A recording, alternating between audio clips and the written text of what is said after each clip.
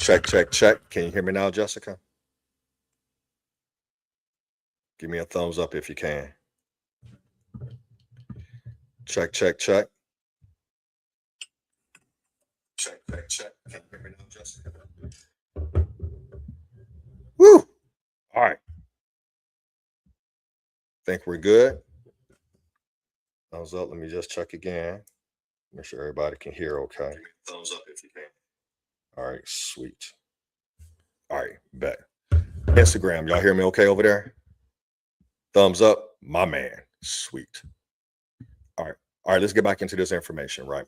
So what we're going to cover today is the budget, and not budget in the way that you think about it, right? I was having this conversation with some buddies at the gym, and we were talking about the level of success I had experienced.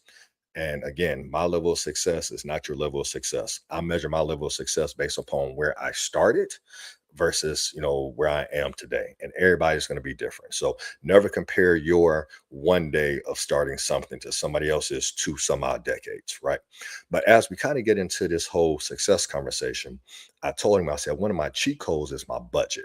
But I'm not talking about my financial budget, because your financial budget is not going to make you successful. But when you learn how to use this idea of budget across all the different areas of your life, budgeting your time, budgeting your energy, and budgeting your relationships, that's where you start to see this massive growth start to happen. All right. So let me kind of break it down here for you.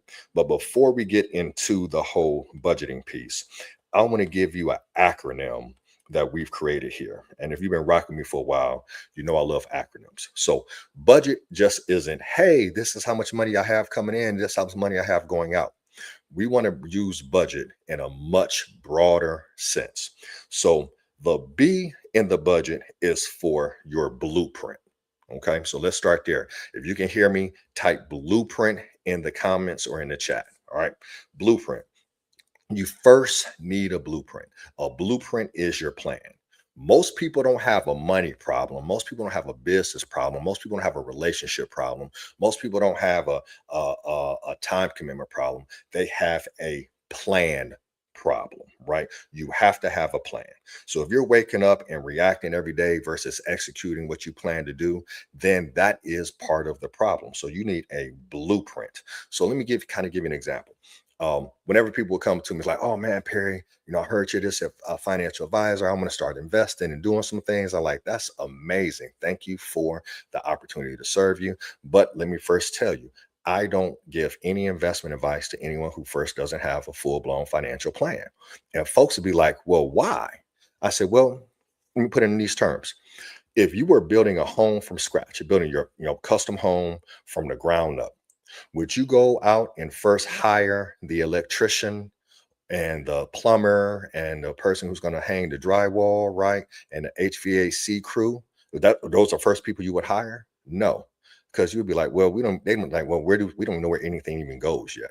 The first person you would more likely hire is the architect to give you the drawings, i.e., the plan designs of the home, because those plan designs are going to determine where the rooms go. Like, do you want a four bedroom? Do you want a do you want a ranch? Do you want a split level? You first have to have a blueprint, right? So without that blueprint, you're just throwing stuff on the wall, hoping it sticks.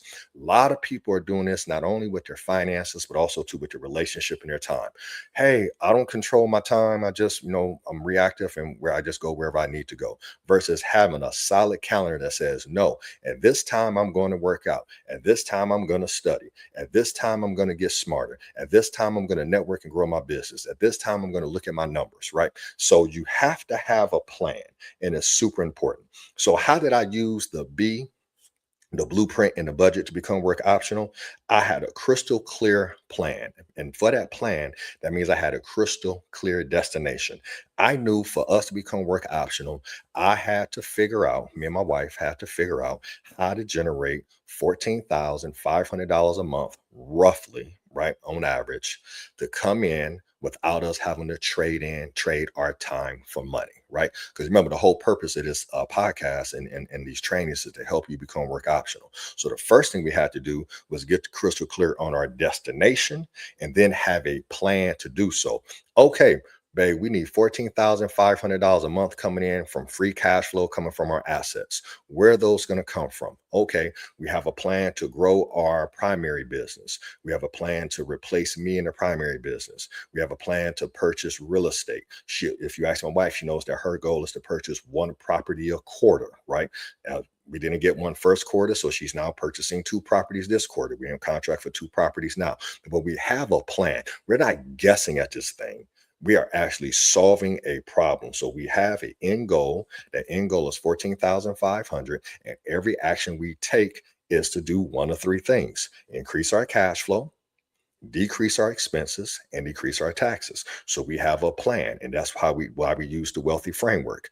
If you're curious as to what the wealthy framework is that we build out, make sure you go and sign up for the next Think Like the Bank challenge. Just go to cashflowunlock.com, sign up for the challenge. It's 17 bucks, 30 bucks if you want to become VIP and get the chance to actually chop it up and talk with me for 5 hours throughout the course of the week, right? But sign up for the challenge if you want to understand more about this wealthy framework, right? So we used our wealthy framework, which was our system of how we organize our finances. We identified what assets that we wanted to grow. Decided we want to grow real estate.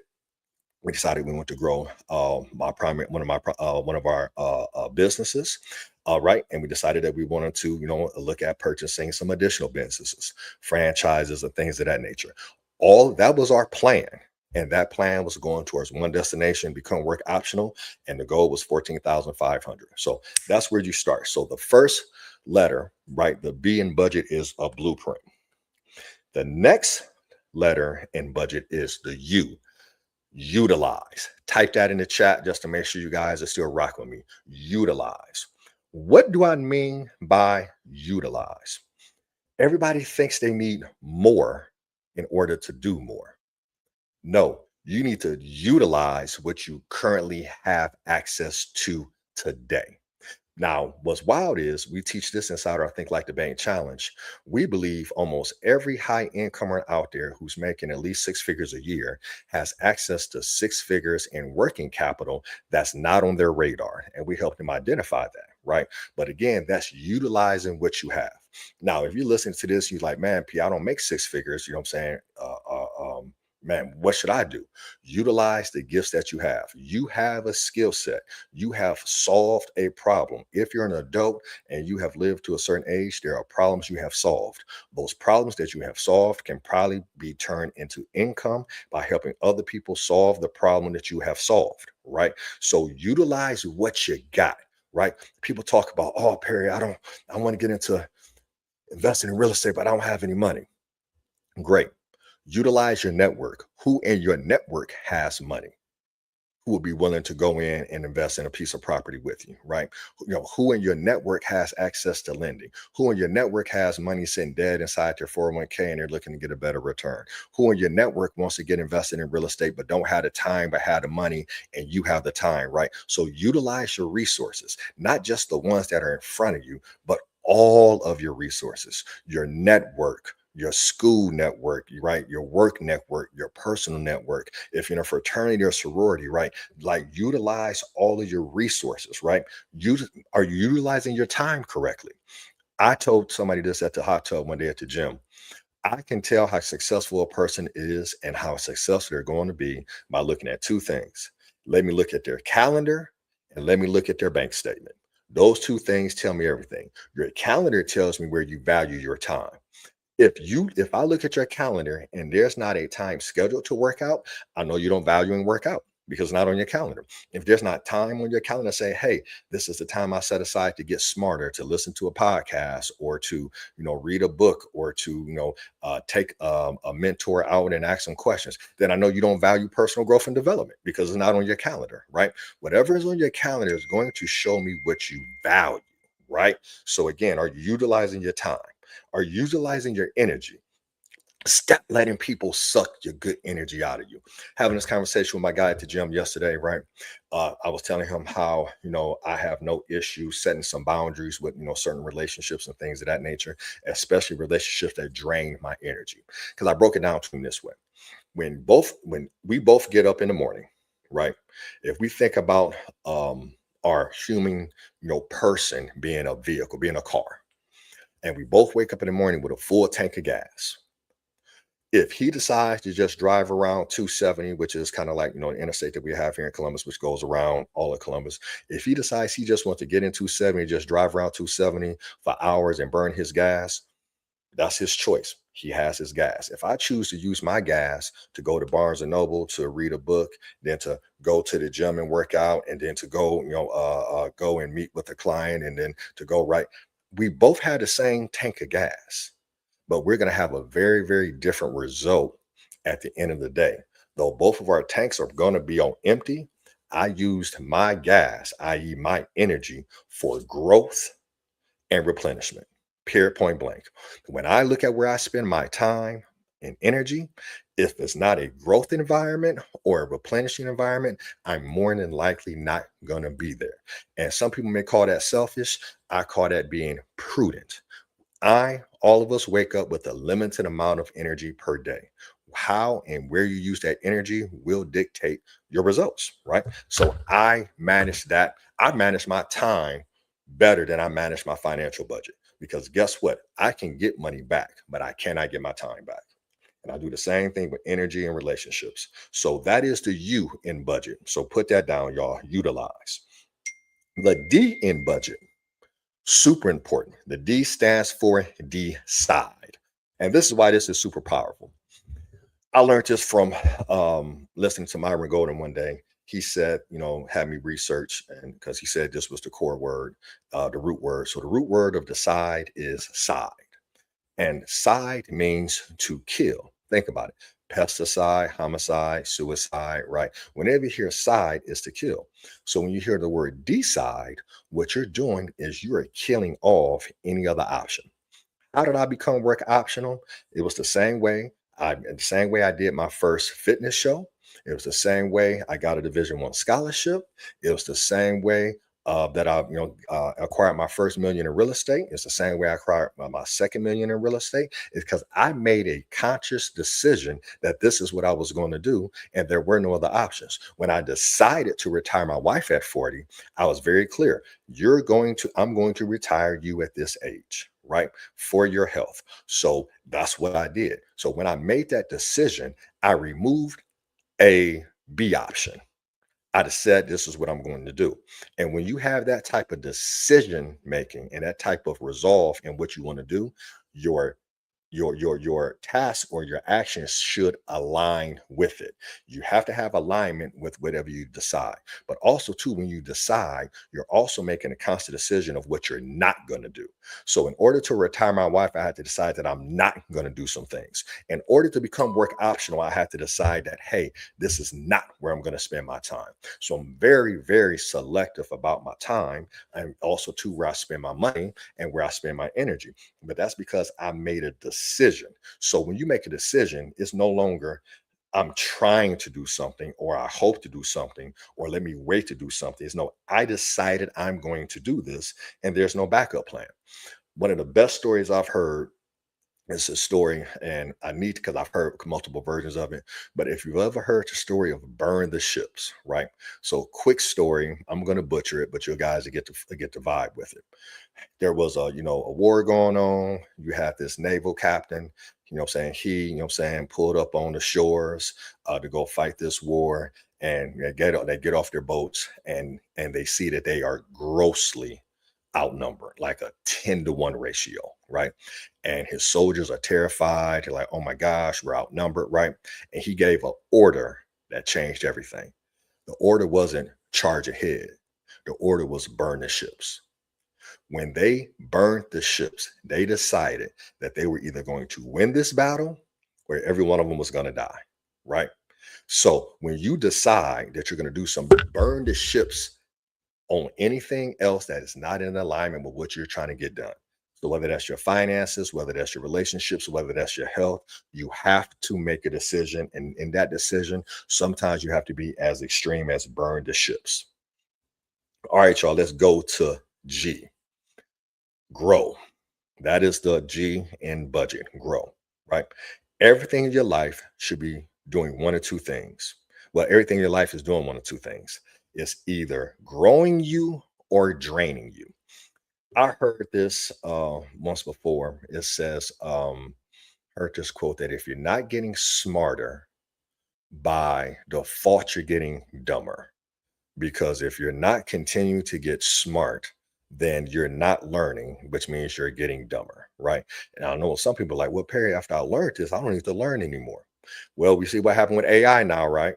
So what you thought you knew, you need to learn more. So every day, if you're not getting wealthier, every day, if you're not getting smarter, every day, if you're not getting, healthier, right? So your mindset, if your body, right? Every day that I'm not working towards having optimal health, I'm going in the other direction.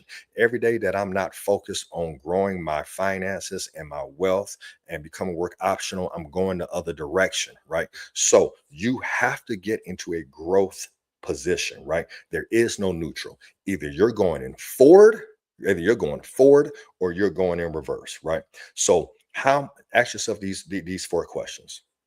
How am I growing my income? How am I growing my assets? How am I growing my mindset? How am I growing my relationships? If it's not growing, then it's costing me. If I'm not growing in these areas, it's costing me. So growth is key. It's not just good enough to say, hey, I decide to do this thing. You also have to get growth minded.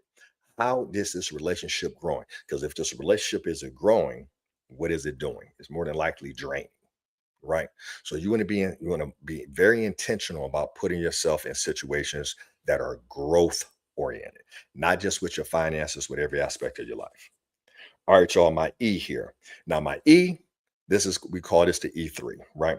Then E is for evaluate. This is a true cheat code, right?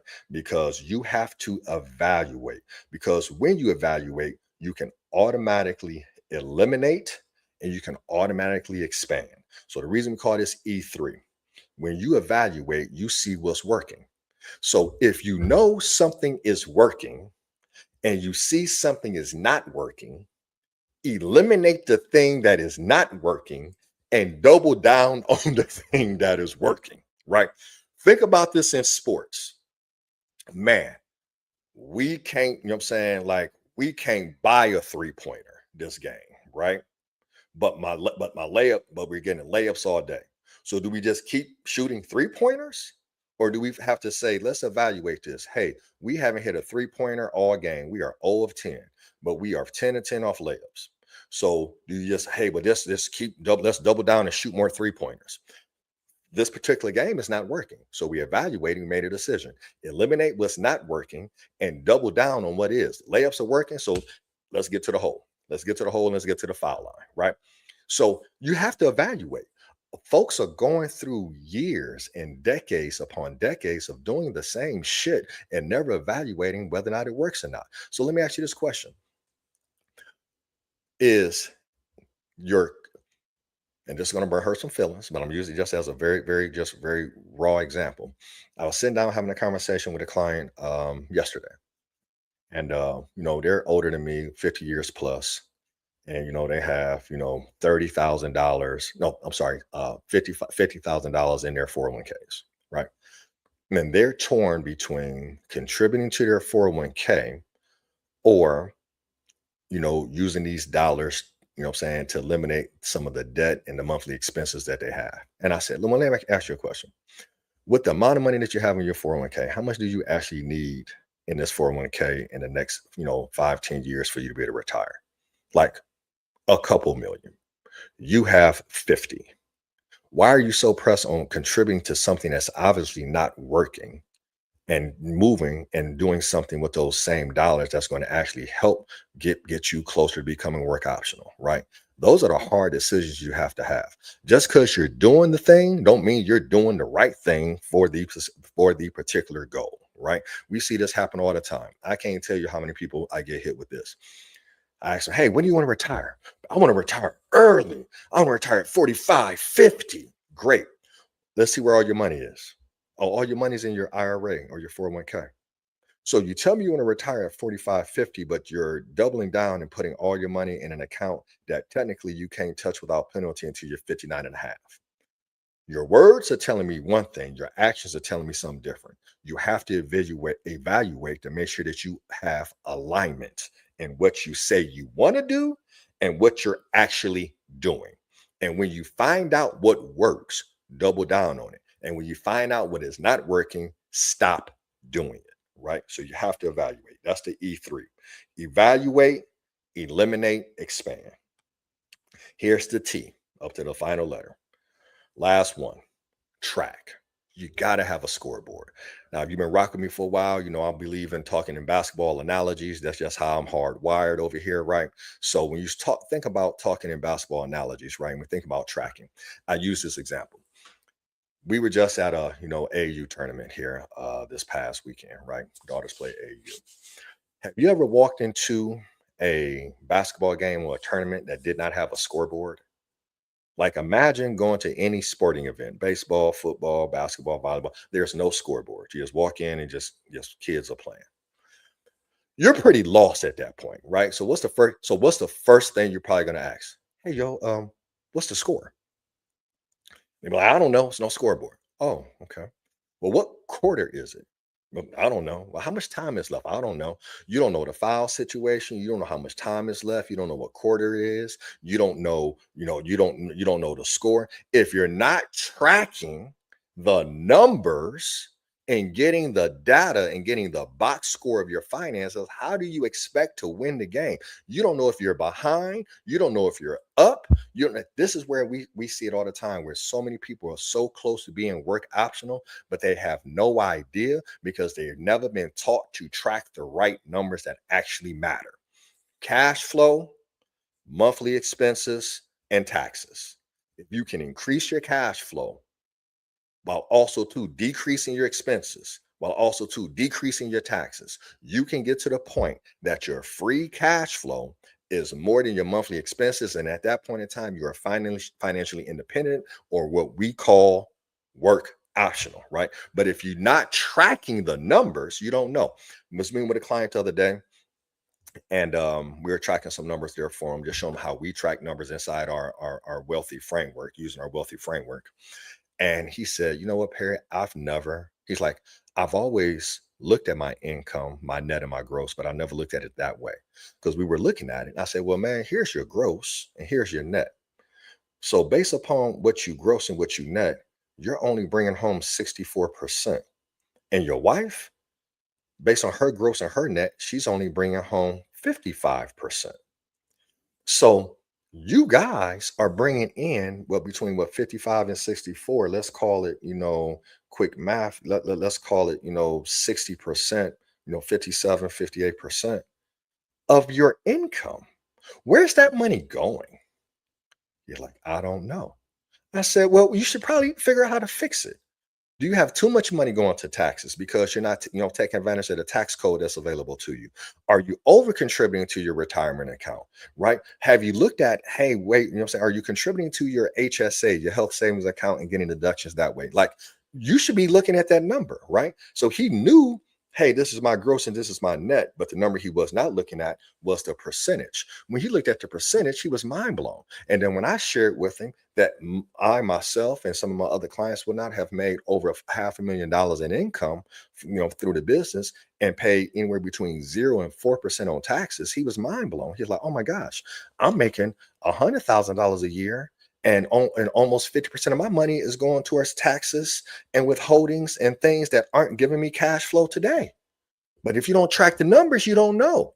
Another example here, one of my favorite examples. I had a client down in Florida whose husband had fallen ill, and she wanted to spend more time with her husband. And she came to me like, "Man, Perry, I want to spend more time with my husband." I said, "Okay, let's figure out how to make it happen." We looked at her numbers. We looked at her virtual balance sheet. From her virtual balance sheet, which showed her assets and her liabilities, we were able to determine that she had over, I think it was 15 years of wealth. Well, Perry, what do you mean when you say 15 years of wealth? What we looked and we was able to determine from the numbers were, if she shut down her job today, She has enough in assets to maintain her quality life for 15 years. That gave her the permission to then quit her job, do some consulting work on the job on the side. I'm sorry, and spend more time with her husband. But that's what happens when you track your numbers. When you track your numbers and you have a scoreboard, you now can make what we call data-driven decisions. You have to see your life in 3D. Now, superimpose that and take that and put that on your relationships, right? Are you keeping track? Are you keeping track of, hey, is am I growing in this relationship? Hey, when I go in this, so when I spend time with this person, do I feel my energy go down or do I feel my energy go up? Why would you continue to spend time with somebody who makes your energy go down? Right? Why would you continue to invest in things that don't give you cash flow today? Why would you continue to, continue to shoot that long three-pointer that you're 0 of 10 for, but you hit, you know what I'm saying, but you're 10 of 10 off of layups, right? You have to track, because when you track, you now can make those again data driven decisions and move yourself in the right direction. So there you have it, fam. That's the budget. Again, budget, when you hear budget, I know some people get the ick and get the cringe like, oh my gosh, somebody's going to tell me that I can't do something. No, your budget is not there to tell you what you can't do. The budget is there to give you permission to do the things that your heart desires. But when you break the budget down the way into our framework of blueprint, have a plan, utilize, maximize what you have. Sometimes you got to turn a dollar, and you know what I'm saying, make a dollar out of 15 cents, right? That's real. That is so real. Utilize what you have. If you ain't got it, who in your network does have it? If you don't know it, who in your networks do know how to do it, right? You know what I'm saying? If you don't understand it, who in your network does understand it? Like y'all around here talking about, I just don't know how to do the thing. But you got people in your network who know how, who are experts in doing the thing, but you're not connecting with them, right? So utilize what you have. Then you got to make a decision. You got to commit fully. You can't half-ass this thing called success. No one who's ever been successful half-assed it, right? They were all in to the point of being obsessed with reaching a goal. And if you're not willing to be obsessive, then you're not really willing to be successful. Successful. Oh, let me say that again. That may be a bar. If you're not willing to be obsessive, then you're not willing to be successful. Bars. Then you got to grow, right? If you can spend the majority of your time, 80-20 rule, in situations that help you grow financially, help you grow spiritually, help you grow personally, like if you can spend 80% of your time there, and the other 20% of the time, not spending it where you don't grow, other 20% of the time being in environments that replenish you and give you energy so that you have the energy to continue to grow, you will find yourself in a position to be able to win more frequently. And when you can stack wins on top of each other, that's how you get to the next level. But you got to evaluate, right? E3, evaluate so you know what to eliminate and what to expand. When you truly evaluate, when you truly look yourself in the mirror and ask yourself, is this moving me closer to my goal or further away? Be honest with yourself. Hey, this relationship I'm in, is this relationship, I mean, this could be your spouse, this could be your husband or your wife, right? You know what I'm saying? Is this moving me closer to my goal or further away? If you're being honest and it's moving you further away, then why are you still dealing with it? If investing in this particular strategy is not moving you closer to work optionality and financial independence, then why do you continue to do it? Is this moving me closer or further away? Let that sink in for a second. And then track. You have to measure everything. You got to find a way to track it, right? We use technology to track. We use Monarch Money to track our monthly, expenditures, daily expenditures. We have another app, our cash flow audit, that's give us our virtual balance sheet and let us know where we can tap into and get more cash flow. Matter of fact, let me hook you up real quick. Um, if you would like our cash flow audit, comment audit in the comments and we will send you a link to get it. Okay. If you want our cash flow audit software, we're going to give it to you guys for free for just being part of the community and rocking with us. Comment audit and we will send you a link to get that set up so you can see your finances in 3D in order to make data driven decisions, right? But you got to track everything, right? If you look at a basketball game, right, or any game for that matter, there's a box score. It's tracking everything: turnovers, assists, percent field goal percentages, free throw percentages, points off turnovers, time of possession, rebounds, offensive rebounds, defensive rebounds. Think about all the data points that people can quote about other people. Oh, Jordan averaged, and this year he averaged this, and had this in points, and this in assists, and this in rebounds, and this in steals. But if you ask them, okay, cool, use that same energy and tell me about your finances. What's your savings rate? What's your debt rate? What's your burn rate? Right? What's your net worth? What's your year over year growth from net worth year over year? What are you averaging? What's the average return on your investment portfolio? What's your cap rate on your real estate? What's your debt to income ratio? Kind of wild when you start to think about it that we can quote stats of people we don't know and be able to tell you why we think they're the GOAT, but we not tracking our own stats so we can be the GOAT. Matter of fact, we're going to end with that. That's a whole bar. Type GOAT in the chat if you feel me on that. All right, y'all. So thank you for jumping in this training, right? And remember, caring is sharing. If this was powerful, if you learned something, don't sit on this information. Please like, comment if and be sure, please comment if this was valuable, so we know if you like more content like this, because your feedback lets us know what we need, what more we need to bring, right? So first, like, comment if this was valuable and tell us what was valuable, right? And then be sure to share, right? If you're on YouTube, be sure to subscribe. If you're on Instagram, be sure to share, right? We got to get this information out, because in order for us to move forward as a collective, we cannot gatekeep. We have to share this information in real time as we learn it. Keep tuning in. You'll catch us here next week for the next cash flow show. All right, family. Peace.